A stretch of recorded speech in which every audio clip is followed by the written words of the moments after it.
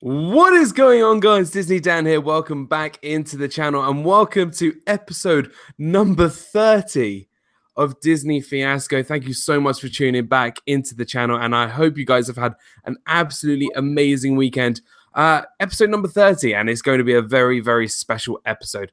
First and foremost, I just want to say a big welcome back and a big congratulations to Mickey's Magic and Megan for reaching 1,000 subscribers. I am so proud and so happy that I was with you throughout this journey. So congratulations, Meg. How have you been? I know you're a bit starstruck with the whole videos that's been going on, but how have you been? Well, first, thank you, Jan. And we also have a special guest in here. I'm so excited that he's back. But anyway, I'm so excited, first of all, that I hit 1,000 subscribers. But then, like, this whole other video is just its own entities. I'm just along for the ride. That's just along for the ride. Well, you've had an amazing week, but if we're talking about amazing weeks, I've been waiting for so long. We both have been waiting for so long to have this special person come back to Disney Fiasco. I promised you guys in the stream and over this week we're gonna have a special guest. And finally, he's made the plunge down to Florida. He's now moved down to Florida. We have to welcome back Corey Fiasco into Disney Fiasco. It is so good to see you, my friend. Welcome back into the stream. Thanks so much, man. It's so good to see both of you too, and it's so good to be back. And if you can't tell, I'm not at home right now. We're actually at Epcot because we live in Disney and we want to maximize that time here. But we're here in Epcot. I found a good place. Seems like we got some good service. And yeah, big congrats to Meg on reaching over 1,000 subscribers. And Dan's right behind her too. So lots of awesome stuff happening right now. It's awesome. And really glad. So to both of you, congratulations for this week. You guys have both hit amazing achievements and milestones in your life. Corey for moving down to Florida. And I think this is the first time we've got Disney Fiasco coming from the parks. So that's pretty awesome. It's so cool. It's so cool. And I can't wait to actually do one live, all three of us together at some point in the future, hopefully 2019. And also congratulations again for Megan for reaching 1,000 subscribers. Damn. So yeah, let's see who's in the chat. We have Frank Carrillo. We got Haley again. Congratulations to Haley for moving down with Corey down to Florida. We got Zachary Taylor. We got Magical News Live. Nick is in the house. Samantha Lowe is here. Kate Howard. Charlotte is here. Miguel Benitez Jr. is here. Is a special guest who I think it is, says Nick. Of course it is. Dakina is here. Who else is here? Dolwit Dad Jeff is here. What is going on? Laser Cat is here. Phantom Gazer is here. Wow, we got a big turnout here tonight. So thank you guys so much for tuning back into the channel. And please go show love to my partner channels who are here right now, Corey Fiasco and Mickey's Magic. So yeah, it's gonna be a really fun show, guys. I'm excited. Absolutely. It's been too long. I missed talking with you guys about all this stuff with everybody. I know. We've missed you too. We've missed you too. We got Brad here, and we got Abby from Main Street and Mickey, and as well as Disney World Adventures. And speaking of other live streams today, guys, there are so many live streams going on right now today. We got Resort TV 1 who are live in Magic Kingdom right now, as well as our Disney Adventures. And I believe Belle Southern will be live later as well. So please, once you finished here with Disney Fiasco, please go check out some of our great friends and their channels as well. So episode number 30, I cannot believe we are here at episode number 30. And I thought, well, let's go back to the beginning. Let's go back to, your first ever time here at Walt Disney World and just maybe your special memory. So I thought, right, we're going to talk about the top tips we would give to people who would go to Disney for the first time. We got Sherry's in the house. We got Walter Melissa from Mouse Talk is here. Mary Allen Clark is here. Scott is here. Happily Ever Evie is here. Yvette is here. Wow, we've got such a big turnout here today, guys. Oh, everyone. Oh my gosh, I'm so excited. Hey, everybody. Guys. So yeah, we're going to be talking about our favorite things top tips to give to people who are coming to Disney for the first time. If you've never been to Disney Fiasco before, this is how the show works. We go round the table and talk about our favorite top tips, all about Disney, coming from us, your Disney Fiascos. So let's start off with Megan, ladies first, the 1,000 subscriber champion this week. And we're going to give you the limelight first. So, Megan, what is your first pick of the night? Okay, so it's not a surprise that my favorite park is Magic Kingdom. I talk about it all the time, but I think if you're going to Disney for the first time, you guys could probably disagree, and you probably will. I think the first time you go, you have to go to Magic Kingdom first. And oh, hi, R. Johns. He says hi from an overcrowded Magic Kingdom. Speaking of which. Anyway, I think you need to go to Magic Kingdom first and like get that anticipation, going on the monorail, going on the ferry, and then once you see that castle, but before you even do that, you go to City Hall and you get yourself a first visit button and you put that thing on proudly, because it's just so magical when people, they're like, welcome, like it's your first visit. Oh my gosh, like what can we do? Like all the cast members go out of their way to make your trip so special. And it, like when I wear my birthday button, it makes me feel like a princess. So I think that Magic Kingdom is always a must do first, and to get that button if it's your first time. Yes, Nick says you put that thing on proudly.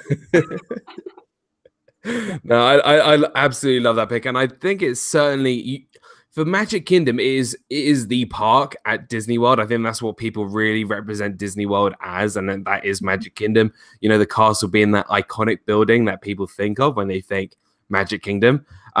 And the first visit badge, absolutely, you wear that proud and you wear that thing, because that button is going to bring back so many memories. Now, I've got to ask Corey this. Did you get your first visit button as a Floridian? Ooh, that's a good question. I didn't get a first visit button as being my first time as like a Florida resident. But I think what Meg said is such an awesome thing. Like that's like the best possible way I think you could experience your first time at Disney. I think it really is. Like Magic Kingdom first, going in on either the ferry or the monorail, and then coming up to the castle, like natural like that. I think the ferry might be the best. It's the best first impression, because it really feels like an adventure. You know, I skip it now because it takes a little longer. But I think for the first time, I think the ferry would be really, really awesome. And yeah, get that button. You never know. Having buttons sometimes get you special treatment. It really does. Like I know for Haley's birthday button, she got like a couple free sweet treats, and I got a free coffee. You know, those buttons can actually do some good work. Yeah, I totally agree. And we got Steve's World in the house, world's best trio. Oh, the shucks, don't stop it. I know the gang is back together again. But yeah, Corey, you're absolutely right. Speaking as somebody who used to be a cast member, and Abby from Main Street and Mickey, those buttons actually give us a lot of information and tell us, right, hey, you guys are celebrating something, or it's your first time visiting, or it's your happy ever after. You've just been married. You know, lots of these great things you're telling us, and we can actually plan something and give something back to you guys. So having that first time button will make your experience even more magical, because you're like the VIP. You're like the most important person in Disney right now. So yeah, absolutely. Mouse Talk says, so Walt, I'm assuming, says, I always try to tell people that when you're experiencing Magic Kingdom for the first time, to try and get there first thing in the morning. Such a great experience to be there at road drop. Yeah, road drop is something really important, especially for Magic Kingdom, being able to experience the park bright and early and with not a lot of crowds, and just really enjoying that experience, being able to just take everything in. Main Street and Mickey says, so many stories from interacting with the buttons. Yeah, tell me about it. I mean, we could talk about lots of stories with guests. Liam says, hi, Dan. Hi to everybody, and hi to Liam. Awesome. I love that pit, Meg. Really, really awesome. Got to get that button and got to go to Magic Kingdom first thing. Right. Wow. Corey, you are up. I know you haven't been here for quite a while, but I'm expecting lots of weeks of building up to your first one. So how are we doing? Let's see. Where are you going? All right. So your must do, you got to do this for a first time, and you probably won't know it as a first timer. I've talked to a lot of people who just say, oh no, like we don't need any of that, or they don't understand how to do it. You got to use fast passes. You got to make use of your fast passes. 60 days in advance if you're staying on property, 30 days in advance if you're not, because there's just so many must-do attractions that you're going to be stuck in line for a really, really long time if you don't try to fast pass them. Seven Dwarfs Mine Train, Slinky Dog Dash. There's a lot more, and like even to some extent, like all the mountains warrant very often an hour plus wait. You know, there's a lot of things that you probably will miss out on if you don't make use of the fast passes. So I would recommend anybody who is going for the first time, they want to have like the best possible experience, get those fast passes 60 days in advance, or as early in advance as you can, and get your families or your groups must-do rides on there, or as many as you can. And you can get 3 per day, has to be in the same park. But then a little tip for the first timers is once you use up those 3, and those are all used up for the day, you actually have the opportunity to book one more, and you can book them endlessly until the park closes. So that's got to be my number 1 tip for first timers. Phenomenal pick. I just want to say a quick hello to Amy Scott, and she says if checking in, get a button at front desk, got a birthday cupcakes or signed cards, etc. Awesome. And Florida Fanatics are here as well, and Cargo is here. Hey Cargo, what is up?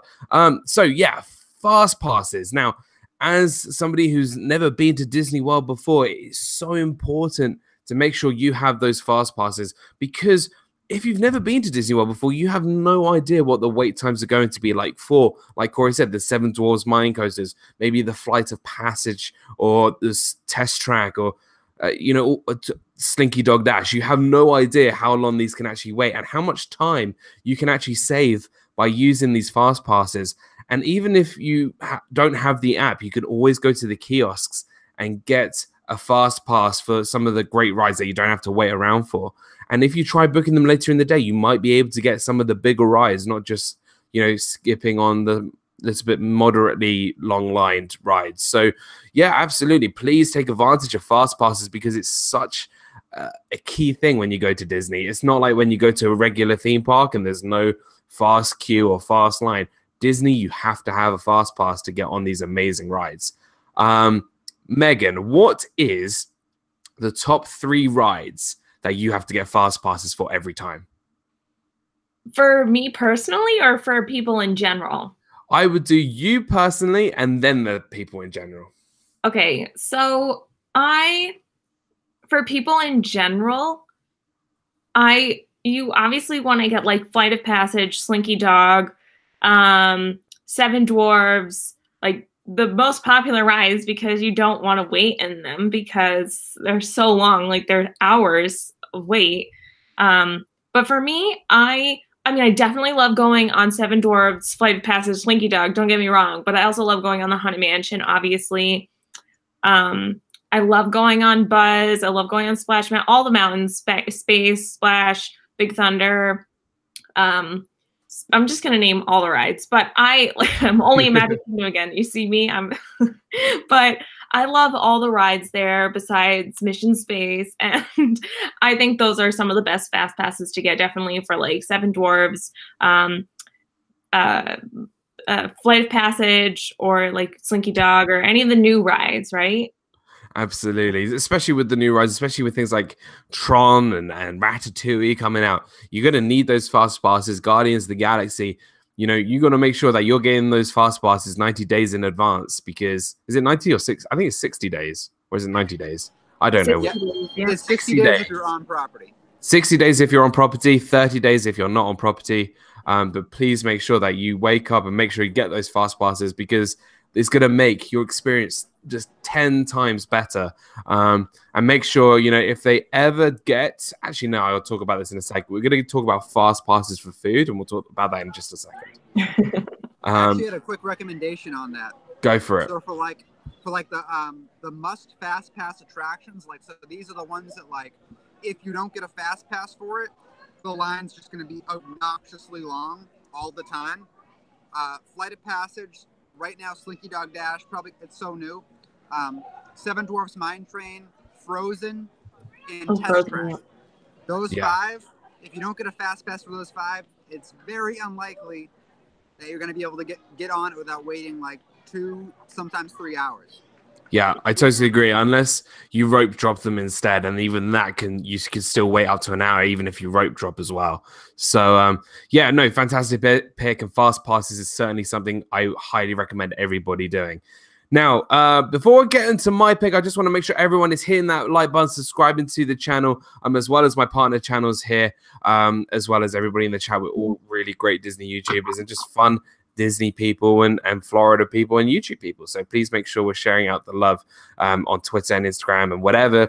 Just show everybody that is episode number 30 of Disney Fiasco. And Florida Fanatic says, and Peter Pan. Yes, absolutely. Peter Pan's flight is certainly an attraction that people should definitely fast pass. Lisa M is here. What is up, Lisa? How's it going? Now, my pick. This is going to be kind of, I'm picking back off Corey's pick. And I think for my first pick, I'm going to choose using the My Disney Experience app in general. Now, this is an app that I always have on my phone, even though I'm not even in Disney and not even in the States. I always have the My Disney Experience app on my phone because it just gives me a sense of happiness when I can just click on this app and just see what the ride times are looking like in Disney. Everything from the My Disney Experience app kind of really helps you manage your vacation. It is such a phenomenal app, despite sometimes it doesn't always work in the parks because it kind of freezes or whatever. You know, actually without it, you know, we would be in, you know, people would really miss it, I reckon. And it was something that in 2013, something so important that Disney brought out and has changed the game. It really has changed the game. You can control when you check into your room. You can I think you can use now the app to get into your room from your phone. It's crazy. You can book your fast passes, like we were just discussing. Even the best thing about it, you can book restaurant reservations. I mean, come on, from your phone. And also you could do mobile ordering. Now you can actually order food and pay for it and then go pick it up without waiting in line for a quick service restaurant from the My Disney Experience app. You can check the wait times. You can check what special events are going on. There's so much information with the My Disney Experience app. There's so much you can use, and without it, you're kind of lost. I religiously plan my vacation through this app, so I know exactly what I'm doing and when, and just know what fast pass is, know where I'm going to eat, know what snacking I'm going to get, and know where I'm going to eat for dinner. I mean, that's what it's really pretty much used for. And this I'm kind of doing a 2-for-1. Planning your vacation is probably the most important when you go to Disney, especially as a first timer, because there is so much to do. You need to make sure that you're planning everything in advance, because if you don't, then everything's going to go crazy. Because remember, this is a big place. So using the app is something that is just so important. And also you can mobile order and book more reservations. So yeah. Megan, your opinions on the My Disney Experience app?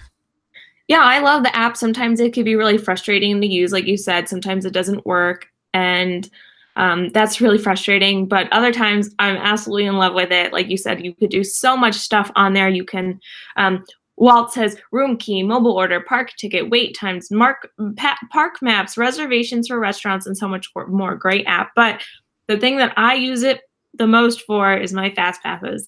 Yeah. And as Phantom Gazer said, him and his daughter had gotten 19 fast passes in one day. My record is 17. And you get that many because you use the app, and you can edit them, modify them, change them. I've gotten onto Flight of Passage 3 times in one day. I almost never stay on property. So I'm always that person that gets stuck with 30 days in advance of selecting fast passes. And sometimes they just get really lucky. And if Florida Fanatic says mobile ordering is the best thing they ever did, and I did mobile ordering too, and I didn't have to wait in a 15-minute line. I ordered it. It was ready in a minute, and I picked it up. And so there's just so many amazing things on that app. And the only thing I wish that they would do for the mobile ordering is adjust it so that people with allergies could input that. Right. And there's no option for that, but for things that are naturally like dairy free for me, that like Dole Whip, it's easy for me to do the mobile ordering. Yeah, it's fantastic. And Corey, I'm assuming now you're using the app more than ever. Yeah, man, that thing is your golden ticket. Like, I'll just sit. It's kind of dangerous too. It can be dangerous because I'll just sit in bed and just book dining reservations like months out and just book. And don't let me move that then. If you book a dining reservation and you don't cancel it within I think a 24-hour window, they can charge you. Sometimes they waive it and let it slide, but you know, if you do it enough times, you could get charged. So keep that in mind. Don't overbook your dining reservations. But the app is a lifesaver. Like Meg said, the fast passes, you're going to get the maximum amount of fast passes out of using the app. Unlock your room, mobile order. Me and Arjons were waiting in line for Dole Whip yesterday, and I was live streaming, so I couldn't use the mobile app, but Arjons just pulled it out, mobile ordered us some Dole Whip and said, hey, let's get out of line. I mobile ordered it, and it really is that awesome. Like, there could be a line like, 50 people long, and the mobile order line's empty, because a lot of people still don't know about this mobile order thing. A lot of people don't know about it, and the line is usually pretty slim, and it's your golden ticket, hands down. And isn't it a surprise that my first pick always involves food? So that's my pick. Sorry, was that? My next pick involves food. Sweet. I'm looking forward to it. So we're going into round 2. And Megan, where are we going for round 2? What would be the second piece of advice that you give to somebody who's coming to Disney for the first time? So my second one was actually the fast passes. So I'm going to go to my number 3, which is to either get there early or to take a break during the middle of the day. Because as Miguel just said, we can get pretty hardcore. It takes a lot out of you. People don't realize how large Walt Disney World is sometimes, especially compared to Disneyland. Disneyland is like a baby compared to Walt Disney World. It's so small. And we have 4 huge parks, especially Animal Kingdom. Like, Animal Kingdom is the largest park, but in Epcot, if you're walking around the World Showcase, if you're in Magic Kingdom, like, my priority for me is always fast passes. I love to get on as many rides as I can. And so the fact that I make fast passes like back to back to back, I have to go back and forth in the park all the time. So I'm going from Frontierland to Tomorrowland to Fantasyland to Adventureland. I'm going all around the place. I walk like 10 miles a day. But when you get to that point, you're tired, especially if you start early in the morning. Because when you go early in the morning, we're going back into fast passes. For me, I believe that you should make your fast passes in the late morning and not the early morning, because when you're going there in the morning, you hit all those rides that are going to have lower wait times. So like Pirates, Dumbo, Buzz, It's a Small World, Haunted Mansion, all these rides that not a lot of people are running to because they're running to Seven Dwarfs, Space Mountain, Big Thunder, whatever. And then once you hit those rides, you're going to make all those fast passes, and then it just makes your schedule so much easier. But when you're starting that early in the morning, you need to have a break during the day. And Walt says open to close, that's how we do it. But I don't know, that's a lot for me. I think Corey can empathize. I get really bad migraines, so if I am doing that from open to close, I could not function the next day. So I really you gotta take your breaks, like especially with kids. Oh my gosh, with kids, you need to go much slower. You need those breaks. And for obviously, as Miguel said, you want to hit as much as possible, but we all know it's not possible to hit everything in Walt Disney World in one trip. But definitely get there early and then take a break in the middle of the day. Yeah, I couldn't agree more. And I say this every single time that I go to Disney. I'm like, right, I'm going to go from rope drop till close. I'm going to make sure that I'm taking in as much as possible. And then I get there and like halfway through the day and it comes to like 3-4 o'clock. I'm like, I'm just exhausted. Like, you're going from like, if you're in Magic Kingdom, you're probably going backwards and forwards on each other for like 5-6 times. You're going from Tomorrowland to Adventureland like 5-6 times a day. Like, it's exhausting. You're probably walking around World Showcase twice, or you're walking through Hollywood Studios like 5 billion times. Like, you get really, really tired. And, again, I completely agree. I think, especially as a first timer, because you don't realize how big this place is, taking a break is such an important thing. And there's so many ways to do that. I think instead of maybe going all the way back to your hotel room, go to a nearby hotel, go to a nearby resort, and just sit in the lobby. Like if you're at Magic Kingdom, go take a sit in the Polynesian, or go and sit down in the Grand Floridian. Or if you're over in Epcot, go to the Beach Club or the Boardwalk and just relax there, because that's going to help you relax a lot, especially during the hot time of the season, or if it's really, really crowded. It is a good opportunity just to relax for a little bit, because remember, this is your vacation. It's not always meant to be going from place to place to place, to ride to ride to ride. So please, I can't stress this more. Please take your breaks and get out of the craziness of the parks. Corey, what about taking breaks? You could probably just go home and relax for a bit, or just go whenever you feel like, I'm assuming. Yeah, we guess we can do that now. But on the topic of breaks on like vacations and stuff, I sometimes find that when you do take a break in the middle of the day, it almost makes the day seem more fulfilling. Like I've had these moments where like we've gone out and we've done rope drop to park close, and I'm just exhausted. And like the last 5 hours, I'm just like kind of trying to get through it almost to get like that last fast pass I scheduled or whatever. But the days that we take a break and like go back to our room for an hour or two and then come back, like I feel like we get so much more done. And then also like I have that moment where I'm like, this was in the same day. Like I feel like I got 2 days out of it, because I went home, took a nap, or I went to the hotel, took a nap, came back and did more stuff. They felt like two separate yet completely full days. Yeah, absolutely. Yeah, and again, if you do take your breaks, kind of splits up your day, and just you can actually almost do a lot more stuff in a way after you've taken your break than just doing it all in one go. And I feel like it's just better for people. So yeah, I completely agree with that. Awesome. Well, please make sure, guys, we're hitting that like button and subscribing to the channel. Please smash that like button and turn that notification on. And Corey, second pick, I'm very intrigued by this food choice for your number 2. Okay, so another thing that a first timer might not know is that you should probably, and by probably I mean definitely, book dining reservations ahead of time. You're going to get to the parks, and if you've made no dining reservations, you're going to be very limited depending on the time of year. Some times of year are different than other times of year. The busier times of year, this is definitely true. The very less busy times of year, this is still true, but not as true.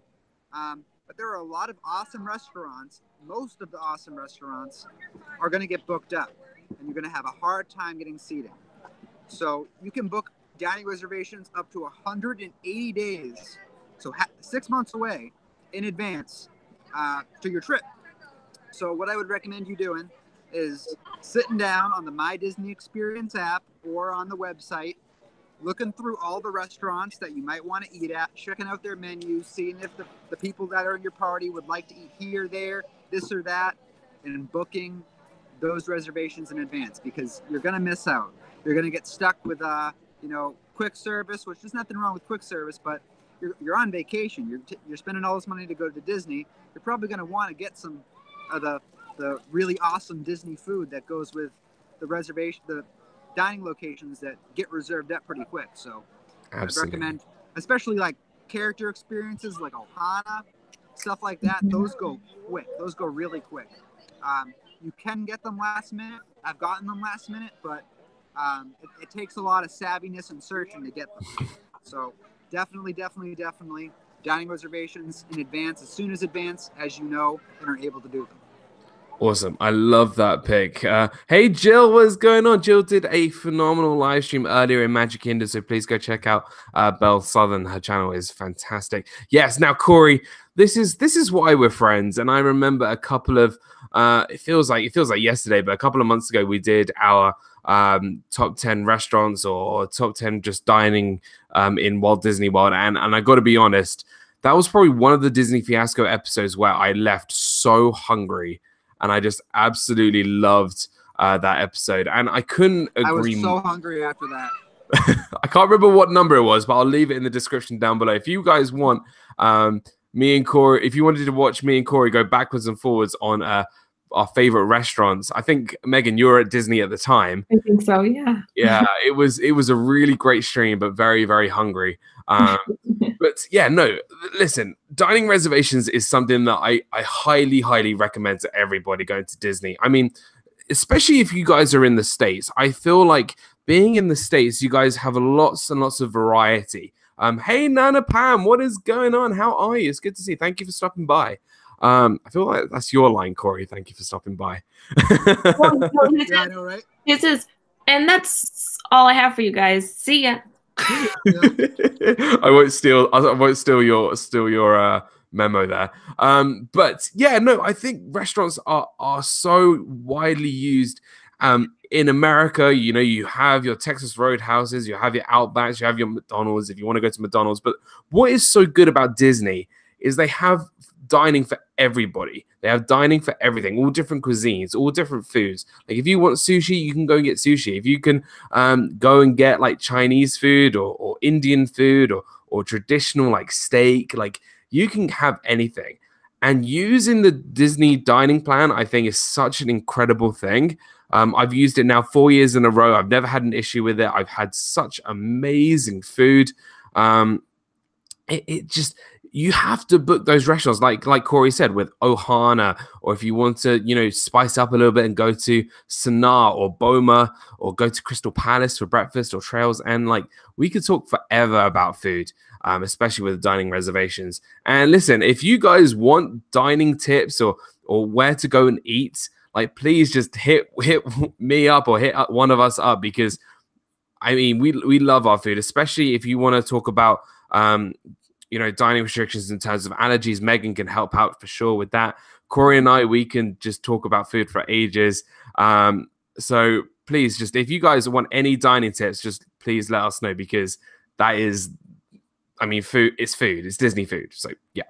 No, Corey, I absolutely love that. Please take advantage of the reservation system at Disney and go and enjoy your meals. So yeah. My number 2, I can't believe we're only on number 2. Okay, now I'm getting hungry for this. Is the problem. As soon as I get on a Disney food like tangent, everyone in the chat and everyone here is going to get hungry. So I'm sorry. My number 2, I think, is a really important tip. I actually put this at number 1 to start with, but I've dropped it down to number 2. But my number 2 on my list is, especially for a first timer, I don't want you guys to feel like you need to do everything. Disney World is double the size of Manhattan. You got to think about it. You got Manhattan and you got to double it. That's how big Walt Disney World is. Now, obviously, you're not going to be staying at every resort. You're not going to be going to one place the whole time. You're going to be traveling all these different places. But you know, if you can only make it to 3 out of the 4 parks, if you can only make it to one of the water parks, if you can't manage to do every ride, don't worry about it, because it is really impossible to do everything on a trip, no matter how long it is. Hey, Noah, what is going on? It's good to see you. Welcome. You know, I was there for 3 months and I still didn't get to do everything. I know that sounds crazy, but there was so much I still didn't get to do. And just, you shouldn't worry about not doing everything that you wanted to do. This trip, I didn't get to go on the Walt Disney World Railroad. This trip, I didn't get to go on Mad Tea Party, although I'm not really mad about that ride anyway, because I don't like spinning. But you know, there's so many rides and think of all the food that I didn't get to eat this year. I didn't get to try Citrus Swirl this year.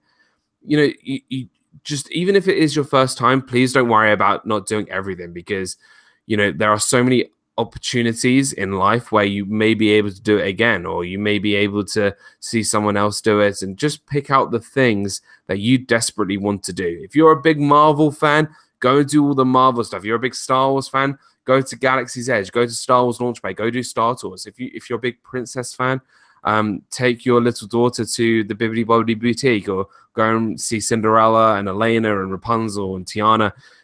So there's so much to do, but don't feel like you need to do everything. Miguel says, Mickey's Magic Disneyland, you've both indicated is best not to try and do everything. What do you suggest for those doing a once in a lifetime? Maybe just decide beforehand what you're okay missing. So let's put that right now. Let's go to do this question right now for the both of you guys. What would be the one thing that you would do for once in a lifetime at Walt Disney World? What would be the one thing that you'd be like, right, this is the one time? What would be the number one thing that you would ask somebody to do? Who wants to go first? I could go first, only because I know that, like, when people ask me if they have a one park day ticket, like non-hopper, just a one day park, I always suggest people go to Magic Kingdom. It's like a no-brainer for me. They have the most attractions. It's not overwhelming. It's friendly for kids and adults. I think if you're going once, it depends on how long you're going for. If you're going for one day, one time ever, I would definitely suggest going to Magic Kingdom, because that's really where it started. You know, in Disneyland, we have we have Sleeping Beauty's castle, and in Walt Disney World, we have Cinderella's castle. And that is the staple of Walt Disney World, I feel. I know that we have Spaceship Earth and we have the Tree of Life, but like, to me, it's Cinderella's castle. And I find I love the attractions the most in Magic Kingdom. It has the most attractions, and there's so many different lands that you could go to. But I also think that it depends on what kind of family you are. If you're an adult, if you have small children, I think it's very like situational, or depending on your circumstances, what kind of rides you can go on and whatnot. But I think you always have to, like, for me, I always do a lot of research before I go on vacation, or if I'm traveling or something, to figure out what I may or may not like, in a way that I'm not going to ruin the experience, because that's also a whole other thing. Like, sometimes I try not to watch videos on YouTube where I'm ruining the experience of what I am going to see in person, but then I also want to be educated and aware of what I may or may not be missing. So I don't know if Corey wants to chime in now. Yeah, that's a really, really great point. I think Magic Kingdom is certainly something that people should really, you know, if they're only there for once in a lifetime, that is, for me, that's the place. And I'll talk about my pick in a sec. But I want to come to Corey. What would be the one thing that, if it was one person once in a lifetime, one day, what would they do? All right, one person once in a lifetime, what would they do? So I'm going to assume this person has never been to Disney before. All right, so I'm going to say you're going to book a breakfast reservation at Ohana.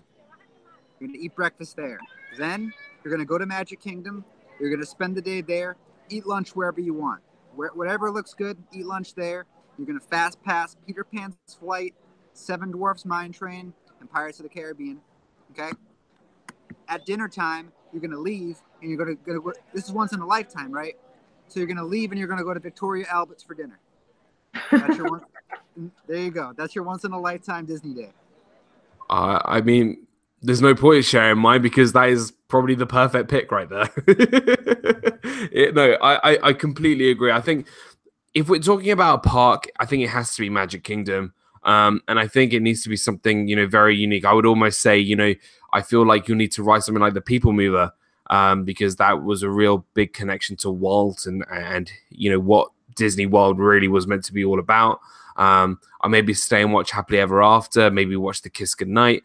I maybe watch a Dole Whip, eat a Dole Whip. Just, you know, just these small things, you know, these rides, just having that day at Magic Kingdom for that once in a lifetime would be phenomenal. So, yeah, absolutely. So my pick was, don't worry about not doing everything, because, you know, we can't do everything. So just do the things that you want to do or want to really be taken in by. So that would be my pick. Right, round 3. Wow, we're powering through. Round 3. Megan, where are we heading? I think it was something that a lot of people were talking about a little bit earlier, but I'm going to combine sort of 2 ideas into one and say, first off, wear appropriate clothing. So you're not going to walk around Walt Disney World in high heels unless it's Dapper Day and you can leave after a couple hours. Like, you're going to want to wear comfortable shoes, comfortable clothes. Like, there are people that go very often and they could, you know, dress up or whatever. But if you're going for like a normal park day, Like, and you're going on a roller coaster, you probably don't want to wear a dress or, you know, a skirt, something that your legs could be open or I don't know. And like, you want to be aware of the weather. And so that's the other thing. Florida gets very, very hot. It could be very uncomfortably hot. So you want to prepare for it. You want to stay hydrated. Like, that is the number one thing. Stay hydrated. There are so many amazing places to go in the parks when it is so hot out. They have really amazing air conditioning. And then there are some parts that are like really hot. But you want to wear sunscreen. You want to hydrate. You want to wear like really comfortable clothing for whatever the weather is, because we all know that winter in Florida is not that cold. But you do want to have, like, if you're going on the water rides, you want to be prepared for the, you know, also the rain. Like, it rains all the time, every day. Even if there's not a chance of rain, it's probably going to rain. So you might as well carry some rain gear with you, whether it's a poncho. Also, do not buy the ponchos in Walt Disney World. You could buy them at the dollar store and then just throw them away or whatever. They're $1 and not like 15. I feel like these are so many tips going at one time. But just be prepared for the weather. Be prepared for the heat. Be prepared for the rain. Bring your umbrellas. Be aware of how much water you're drinking and wear comfortable clothing and shoes and sunglasses. I couldn't agree more. And I think that's the key thing. Comfortable clothing and clothing by chance, you know, if they get ruined, you're not going to worry about it too much because of the rain and the weather. This year, our first day, we had to get from the buses at Magic Kingdom to the monorail, and it was literally monsooning out. And my clothes got soaked because it told us that was no chance of rain, and it monsooned out. We got so wet that when we got to Kona Cafe at the Polynesian, they actually came with beach towels, and we were eating our meal in beach towels. Wow. So please be prepared to not only wear comfortable clothing when you're walking around the parks and maybe wearing shorts and a t-shirt, your hats, you know, keeping your face covered when it's really, really hot out, because it does get extremely hot, especially in the summer. But make sure you have those clothes that can protect you from the rain. Again, those $1 ponchos, your rain jackets, your rain boots, just something just in case, you know, the storm just goes complete crazy. So on you. And yeah, it's something that's a must. Corey, what is the number one thing you always pack if for either a sunny or a rainy day at Disney? The number one thing I always pack is peppermint essential oil, which I rub all over my face, and helps curb migraines. But I'll also, even like Meg was saying, even if it is a beautiful day, maybe there's a little bit of a breeze, I always like to keep a hoodie nearby, keep a hoodie in my backpack, or in this case, I have it in my car right now. But you never really know. Like the past few nights, it actually did get pretty cold, and at nighttime. And also, yeah, it's a tropical environment, so it's going to rain a lot. It rains a lot here, so be prepared for that. Yep. Be prepared for the rain. Fantastic. Love that pick. Definitely a big top tip there. Wear comfortable clothing. And don't be afraid to rock the Crocs, because they will protect you from the rain, and they're also very light in the weather. Oh my gosh, Jeff loves Crocs so much. He wears them all the time. Oh man. Especially like bright orange Crocs, like Mario Batali, right? He loves his orange Crocs. That's Jeff. And you get those great circle tan circles, because they're not tan lines, they're tan circles. So yeah, for sure. Awesome. Right, Corey, your third pick, the last one for the night. Where are we heading? All right, so another thing that I feel like a lot of first timers might not know, but it could improve your vacation, is you don't need to be staying at a Disney resort to go visit the resort. So me personally, I stay at value resorts almost every time I come. Usually I stay at All Stars, and I don't really like the cafeteria there. There's there's pretty much nothing I'll eat there. But you can go to any resort you want to go to. Like a great example of this is like when we were coming on a vacation. Let's say we had a 3-day park ticket and we were here for 6 days. There are days that we're not going to the parks, and we would be at the hotel, or we'd be at Disney Springs. I might not want to eat at the hotel, And, you know, maybe I want to try something new. I've already tried a bunch of places at Disney Springs. I guess that wouldn't apply to first timers, but the moral of the story is there's lots of good dining locations, lots of good like entertainment, musical entertainment, other sorts of entertainment that are going on at all the other resort locations. And you don't have to be staying there to go there. So what I like to do is I like to go to Disney Springs, so you can either take the bus from your hotel to Disney Springs, or if you have a car, you can drive and leave your car at Disney Springs, and you can take the buses from there to any hotel you want.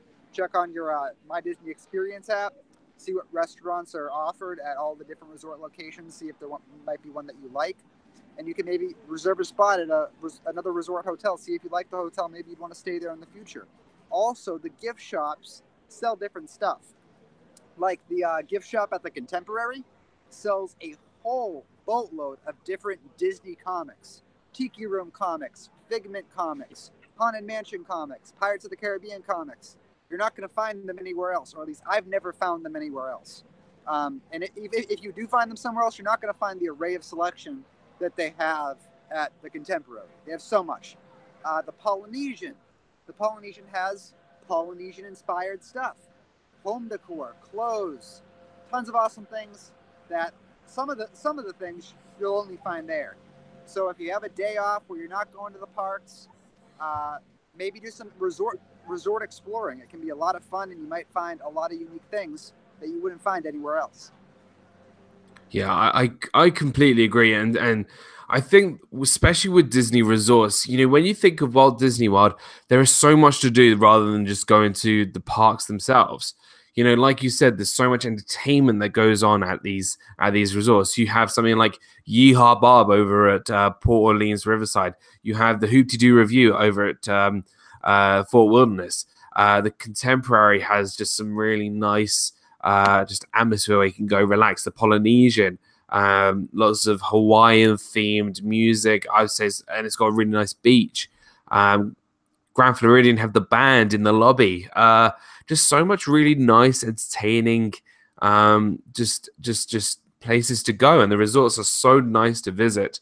I mean, you can even go to Disney's Animal Kingdom Lodge, and you can kind of have your own mini safari outside. Like, you just see all these amazing animals around in Animal Kingdom Lodge. It's fantastic. We've got Rob Fuzz in the house, and he is down under in Australia. It's so good to see you, my friend. Power Channel, my friend. That's awesome. How is it, man? Yeah, let me know how it is down under in Australia. I hope everything is not upside down for you. Sorry to all my Australian friends. I love you guys. So yeah, no, absolutely, and especially with the merchandise, you can get all. And what I really love, and I know you and I know Corey and Megan will love this, and they do. I'm sure that every single resort have their own pin, and I think that's so awesome. And I'm actually building mine up. I'm collecting mine at the moment. I've got my Contemporary, my All-Star, and my Art of Animation. So I'm building those up so I can get the whole set. So I think that's pretty cool. And just, again, the merchandise is fantastic. The dining at the resorts, I would almost say that I would prefer dining at a resort than dining in a theme park. Just because I feel it feels a little bit more, not fancy, but just a little bit more proper. And you see some people dress up to go to dinner rather than everybody in their park gear when you go to a restaurant in the park. So, yeah, no, absolutely. I think going to the resorts is a must do. So what we got in the chat? I'm awesome, so tired. Yes, Rob, I completely understand why you'd be tired. The resorts have their own pins. Yes, they do. That's my thing to learn for today. I need to start finding those. Yeah, please go find them because they are awesome. My Contemporary pin is probably one of my favorite pins just because of how much it means to me. So yeah, absolutely resorts. Now, Megan, what is your favorite Disney resort? Well, if I could pick one to stay at, I would love to stay at the Contemporary. I feel like I talk about this a lot, but it's like my dream to be able to walk to Magic Kingdom. That's my favorite park. You're not saying that because I used to work there, right? No, of course not. But just the fact, like, I'm not even into that much like contemporary design, but just the fact that I could walk to Magic Kingdom and like see the fireworks or see Space Mountain. Like I would totally stay at any of the monorail resorts, but like if we're talking about one that I could stay at. Also, I would like to get married at the Grand Floridian, so I'll do either or, whatever. I'm totally, if someone wants to take me, I'll go. And Corey, what would be your favorite resort to stay at? I know you're living down there, but if you did like a staycation where you left home for the weekend and just stayed at a Disney vacation, Disney resort, where would you go? So, all right. So for aesthetically, the Poly. However, like I haven't looked inside the rooms, but I've seen inside the rooms. For inside the rooms, probably the Grand Flow. Nice. Inside the rooms at the Grand Floridian are beautiful. I've looked inside a lot, like the standard rooms at the Poly. They're nice, but I mean they're around the same. Grand Flow is a little bit more, but they're around the same price line. And the Grand Flow rooms I think are way nicer. But aesthetically, the Polynesian, like the outdoor part of it, is just my favorite by far. I love it. I love it. And also, I think it'd be really cool to stay at Animal Kingdom Lodge. So that's up there too. And then the Star Wars Hotel when it opens. So that's definitely up there too. If we can get into the Star Wars Hotel when it opens, because it's gonna be. I don't know how, like it's gonna book out like this. I'm telling you, right, for the next like 3 years, it's gonna book out straight away.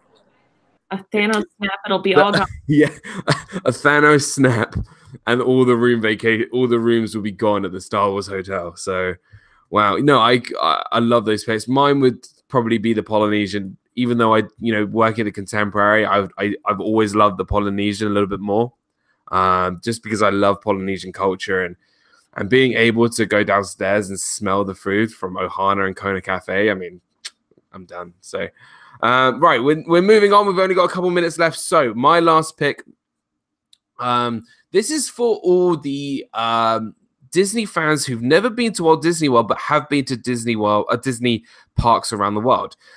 So my pick is the Disney World Uniques, and this is for people who've either live on the West Coast and go to Disneyland quite a lot, or go to Disneyland Paris. If you're from the UK and never been to Walt Disney World, but you go to Disneyland Paris, or if you're from Asia and you go to Tokyo or Shanghai or Hong Kong.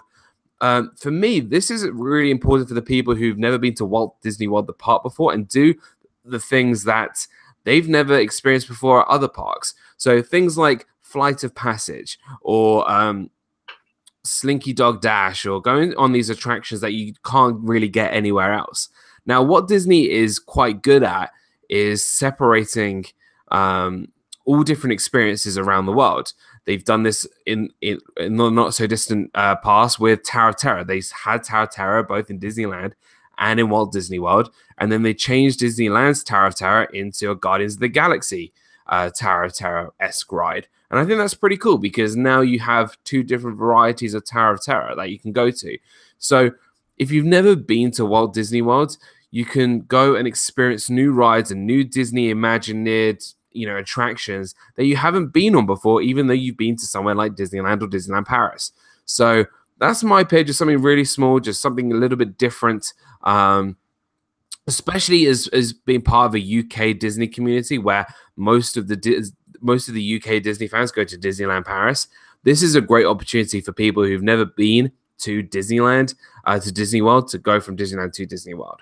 Hey, Mr. Fulton and Mrs. Caitlin Mraz, welcome. It's good to see you.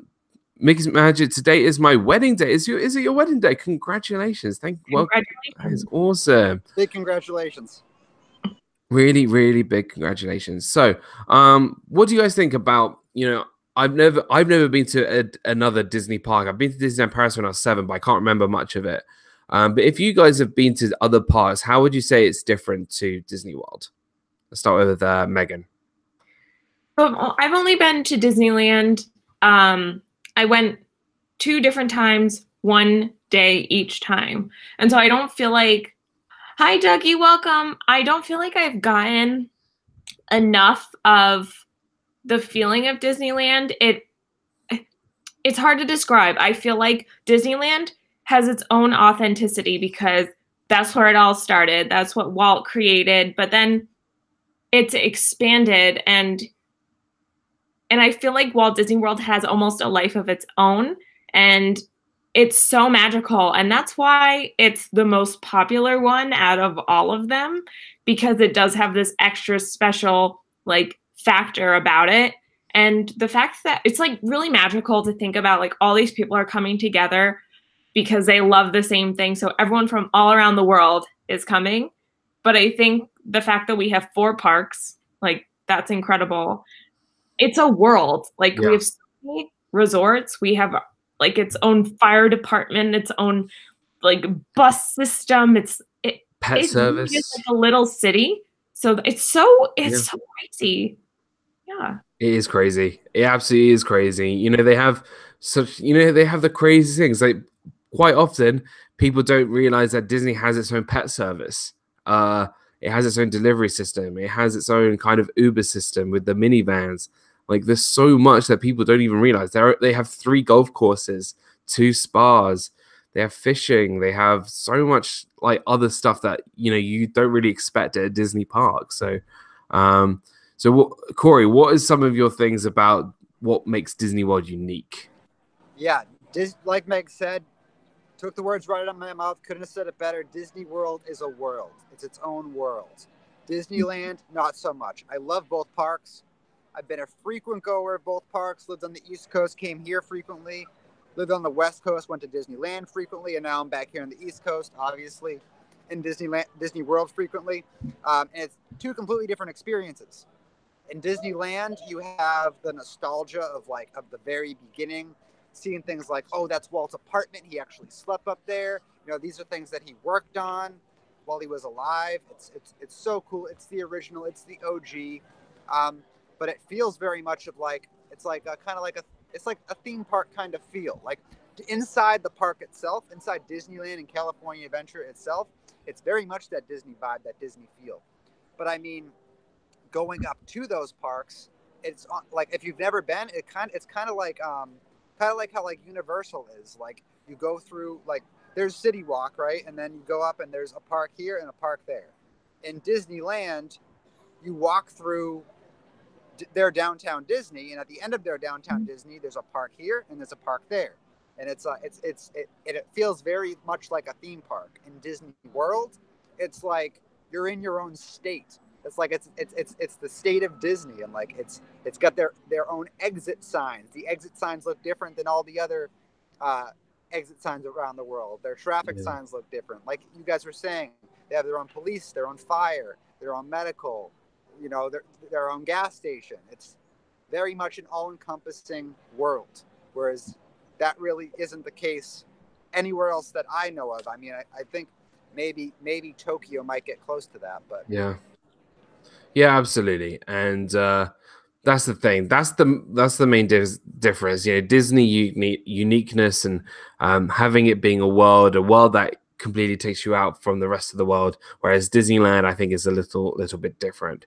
Right, we are just about to run out of time, so what I'd like everybody to do now is just run through their list with 1, 2, and 3, and then give us your honorable mentions, and then finish off with a plug about your channel, any exciting videos, and I'm sure there are some plugs that you guys would certainly be talking about.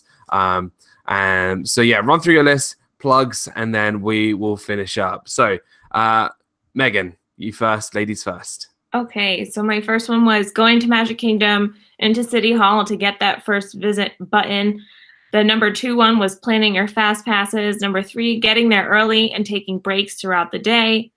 Number 4, wearing appropriate clothes and hydrating and preparing for the weather. Number 5, which is basically what you said, Dan, you can't see everything, but make sure you enjoy it. Number 6, the single riders or the rider swap. So like for kids who can't ride it and the parent could go on again with the other, And then I think it's really cool for people their first time to meet characters as well. But I have been doing Vlogmas. I'm so excited to continue. Tomorrow I'm going to live stream. I don't know what time yet because I don't have a video planned. But then I also will be streaming on Monday for my Magic Mondays with Meg. And I just want to say thank you everyone again for helping me reach.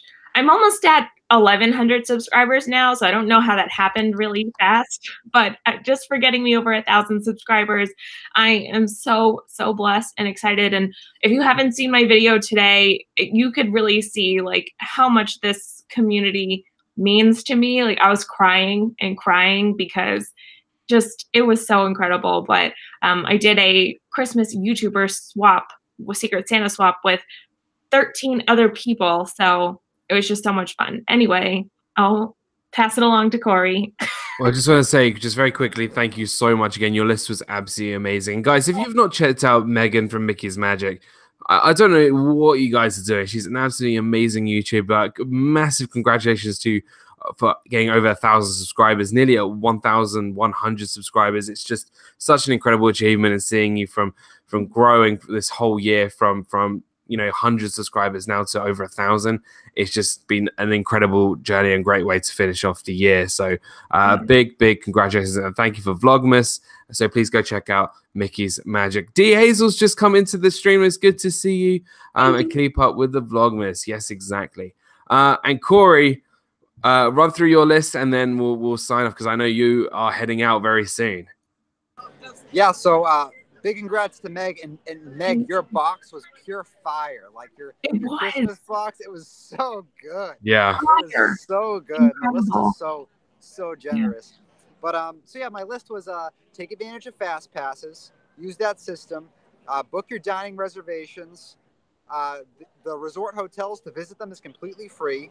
And then some honorable mentions is take advantage of free activities in entertainment. Like there's live music playing at like the House of Blues, other resort hotels. Take advantage of that. And then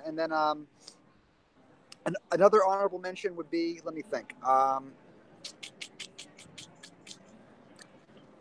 Let's go with the buttons. Let's go with, get the free buttons. They're a free souvenir. You got to get them. I mean, there should always be a reason to get one, because even if it's not your birthday or it's not your first visit, you can always be celebrating something. You can be celebrating just you being there in Disney and get a celebration button. But my little thing is, today we were in Epcot and we did this, which is finding Chip and Dale Around the World Showcase. We're going to stay up late to get this video ready and put it out tomorrow, because we're also doing Vlogmas. So that's tomorrow's Vlogmas video. And I'd love you to check it out if you're interested.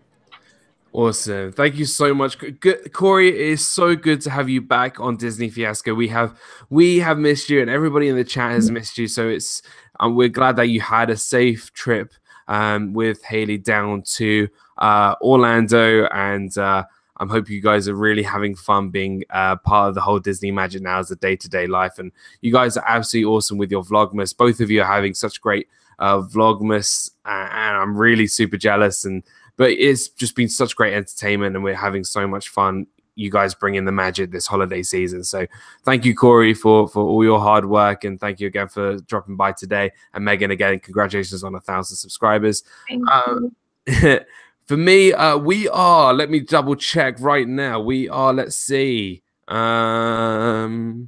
are 16 subscribers away, just 16 away from 800 subscribers. 800 subscribers, so 16 away. So let's get that by the end of next week. Hopefully we can get that done. That'll be really, really awesome. My list went like this.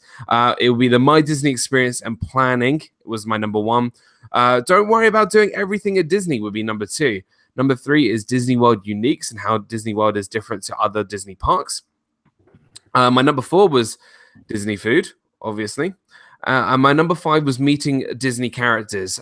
So lots and lots of really interesting topics there. But guys, episode number 30 is in the books, and we are now on our way to episode number 40. And then we are now actually 22 episodes away till a year of Disney Fiasco, which is just unreal. It's actually unreal. So again, thank you guys so much for being here. Thank you everybody in the chat. Thank you Kate Atwood, Mr. Fulton, and Mrs. Caitlin. Rob Fuzz, thank you so much, Rob Fuzz, for staying up in Australia to watching. Thank you, Walt and Melissa, Steve's World, Noah, Angela, D Hazel, Miguel was here earlier as well, Phantom Gazer, Walter Grams, Abby was here. Just lots of really great channels. Jeff was here as well. So thank you so much, guys, for stopping by. Now, I just want you guys to do something very, very special for me. As soon as I finish the stream, I want you guys to copy this link and send over to Resort TV 1 and say Disney Dan sent me from his channel. So as soon as we finish live here, please head over to Resort TV 1 and tell them that I sent you here, because they are live at Magic Kingdom right now with our Disney adventures and some other really special guests like R. Johns as well. So guys, thank you so much for stopping by. I hope you guys have a really magical week, and I'll see you again next week for episode 31. Thank you, Megan, and thank you, Corey. Corey, I hope you really enjoy your rest of the evening at Epcot, and Megan, I hope you have a magical rest of your weekend as well. And I hope everybody in the chat has a great end of their weekend as well. And like I always say, guys, you are not my subscribers, you are my friends. Please follow me on Twitter and on Instagram as well as everybody else here. And also live your life with a smile each and every day. And I'll see you guys real soon. Good night, everybody. Bye. Bye.